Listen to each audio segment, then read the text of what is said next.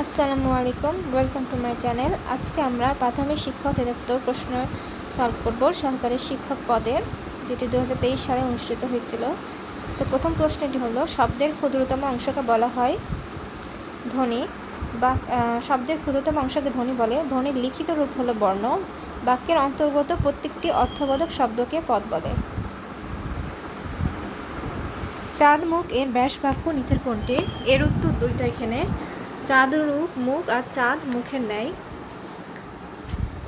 এটি এই যে চাঁদ মুখ, চাঁদের মতো মুখ, এটি উপমিত কর্মধারায় সমাস। এবং চন্দ্রমুখ, চন্দ্রের ন্যায় মুখ, মুখ চন্দ্র ব্যাস বাক্য, মুখ চন্দ্রের ন্যায়।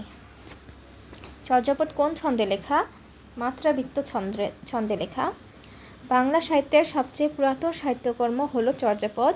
এটি মহামহোপাধ্যায় হরপ্রসাদ শাস্ত্রী 1907 সালে নেপালের রাজদরবারের রয়্যাল লাইব্রেরি থেকে আবিষ্কার করেন। এটি মাত্রাবৃত্ত ছন্দে রচিত। 4 নম্বর প্রশ্ন, সাহিত্যিক শওকত ওসমানের প্রকৃত নাম কোনটি? উত্তর হবে শেখ আজিজুর রহমান। সাহিত্যিক শওকত ওসমানের প্রকৃত নাম শেখ আজিজুর রহমান। কীর্তদাসের হাসি বিখ্যাত উপন্যাসের রচয়িতা শওকত ওসমান। তার আরও উল্লেখযোগ্য রচনা জননী, জাহান্নাম হতে বিদায়, নেকড়ে অরণ্য। কাকনিদ্রা শব্দটির অর্থ অগভীর সতর্ক নিদ্রা। কাজী নজরুল ইসলামকে উৎসর্গ করে রবীন্দ্রনাথ ঠাকুরের রচনা বসন্ত। আর রবীন্দ্রনাথ ঠাকুর তার বসন্ত এই গীতিনাট্যটি কাজী নজরুলকে উৎসর্গ করেছিলেন। আর কাজী নজরুল ইসলাম তাকে উৎসর্গ করেছিলেন সঞ্চিতা কাব্যগ্রন্থটি। নেকড়ে অরণ্য উপন্যাসের রচয়িতা শওকত ওসমান।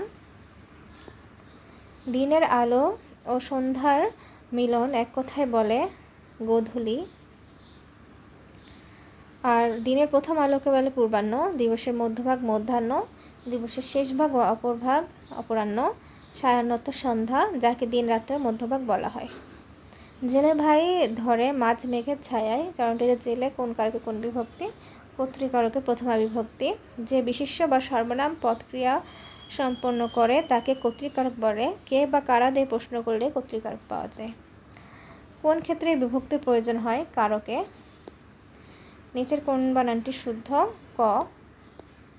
আষাঢ়ের ষাট কবিতার লেখক শামসুর রহমান।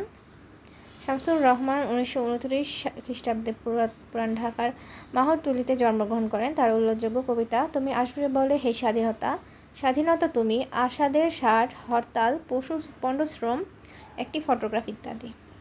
অর্বাচীন শব্দের বিপরীত শব্দ প্রাচীন। অনির্বাচিত শব্দের বিপরীত শব্দ নির্বাচিত। নবীনের বিপরীত শব্দ প্রবীণ। বোকার বিপরীত শব্দ চালাক বা ধূর্ত। নন্দিনী এর নিচের প্রতিশব্দ কোনটি? উত্তর হবে ঘ, তনয়া। এছাড়া নন্দিনীর অন্যান্য সমার্থক শব্দ মেয়ে, পুতলি, তনয়া, দুহিতা, দুলালী। সাহিত্যিক মীর মোশাররফ জন্মগ্রহণ করেন কোন জেলায়? কুষ্টিয়া জেলায়। তার বিখ্যাত উপন্যাস বিষাদ সিন্ধু। এখন আমরা সংস্কৃতি বিষয়ক মন্ত্রণালয়ের পদের নাম সহকারী কাস্টোডিয়ান বা গবেষণা সহকারী পরীক্ষা প্রশ্ন সলভ করব। নত্যবিধান অনুসারে কোনটি সত্য? খ। কারণ সায়াহ্ন আর মধ্যাহ্নতে মূর্ধন্য হয়, দন্তন্য হয়। যে মধ্যাহ্ন বানান এই যেটা,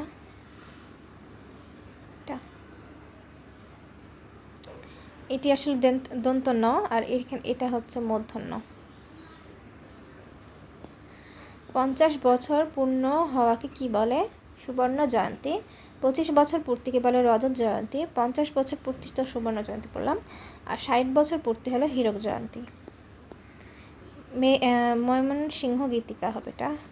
সংগ্রহ করেন দীনেশ চন্দ্র সেন। জীবন আমার বোন উপন্যাসটি লিখেছেন মাহমুদুল হক। মনের ভাব প্রকাশের প্রধান বাহন ভাষা। স্বাস্থ্য ও পরিবার কল্যাণ মন্ত্রণালয় বায়োকেমিস্ট পদের প্রশ্ন সলভ করব। মেঘনাদ বধ কাব্য কবির নাম কি? মাইকেল মধুসূদন দত্ত। এটি বাংলা ভাষার প্রথম সার্থক মহাকাব্য। বাংলা গদ্যের জনক বলা হয় কাকে? ঈশ্বরচন্দ্র বিদ্যাসাগরকে। সংস্পর্শক উপন্যাসের লেখক শহীদুল্লাহ কায়সার। এখন আমরা ফায়ার সার্ভিস ও সিভিল ডিফেন্স অধিদপ্তর প্রশ্ন সলভ করবো। পদের নাম station officer. There is no rose but thorn এর বাংলা অনুবাদ, দুঃখ বিনা সুখ লাভ হয় কি মোহিতে। রেইনকোট এর কার ছোট গল্প? এটি আখতারুজ্জামান ইলিয়াস। বেগম রোকেয়ার রচনা কোনটি? অবরোধ বসেনি। তো বন্ধুরা, এই ছিল আমার প্রশ্ন। ইনশাল্লাহ আগামী ভিডিওতে অন্যান্য জব সলিউশনের প্রশ্ন নিয়ে আসবো। ভিডিওটি সবার আগে পেতে অবশ্যই আমার চ্যানেলটিকে সাবস্ক্রাইব করে রাখবেন। আল্লাহ হাফেজ।